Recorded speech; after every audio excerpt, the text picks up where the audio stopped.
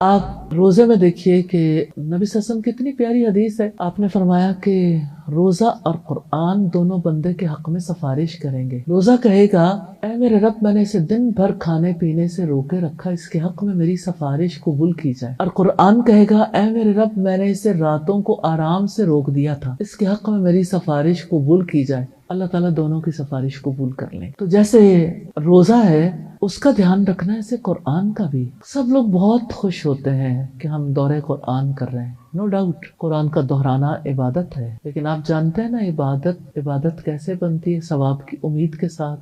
اور یقیناً آپ ثواب کی امید رکھتے ہوں گے. لیکن اب دیکھیں کہ جس وقت کوئی بچہ پیدا ہوتا ہے، کیا اس کی عمر رک جاتی ہے؟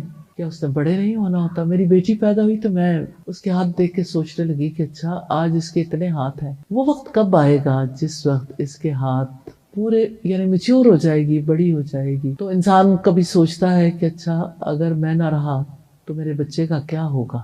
جس نے دیا ہے وہی مالک ہے، وہی رکھنے والا ہے، ورنہ انسان کے ہاتھ میں کیا ہے؟ تو کبھی ایسا نہیں ہوتا کہ جو پیدا ہوا 1 سال کا، عام طور پر عمومی اصول یہی ہے کہ انسان کا جسم بھی بڑھتا ہے، اس کا ذہن بھی گرو کرتا ہے.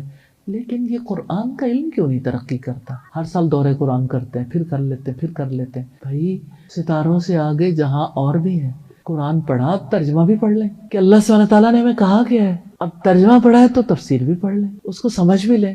اور قرآن پڑھتے ہیں تو عمل بھی کر لیں، کیونکہ ہمارے عمل کی کتاب ہے. اور قرآن پڑھے، اس کا پیغام پہنچانا، لوگوں کو بھی اس کی دعوت دینا اور کافروں تک اسے پہنچانا، یہ بھی ہمارے ذمہ لازم ہے. تو پھر ہم باقی کام کیوں نہیں کرتے؟ تو قرآن صرف ثواب حاصل کرنے کی کتاب نہیں ہے، زندگی کی کتاب ہے، برتنے کی کتاب ہے. تو اس مہینے میں آپ جب قرآن مجید پڑھ رہے ہیں، اس کا ترجمہ پڑھ رہے ہیں یا دورہ قرآن کر رہے ہیں، تو آپ کو جو باتیں پتہ چل رہی ہیں ان میں سے بھی باتیں آپ سلیکٹ کر سکتے ہیں کہ کس بات پر میں نے ضرور عمل پیرا ہونا ہے. اور اللہ سبحانہ تعالیٰ سے دعائیں کر سکتے ہیں کہ اللہ اور توفیق عطا کرنا. تو آپ اس مہینے میں کثرت سے دعائیں کریں، اللہ سبحانہ تعالیٰ کا ذکر کریں، لیکن خاص طور پر قیام اللیل یعنی تراویح کا خیال رکھیں. تراویح میں ہمارے یہاں لوگ جو ہیں وہ خواتین ویسے چاہے سارا ملک پھر لیں، دنیا پھر لیں، لیکن مسجد جاتے ہوئے پاکستانی خاتون کو یہ فیل ہوتا ہے کہ شاید یہ والا معاملہ جو ہے وہ ہماری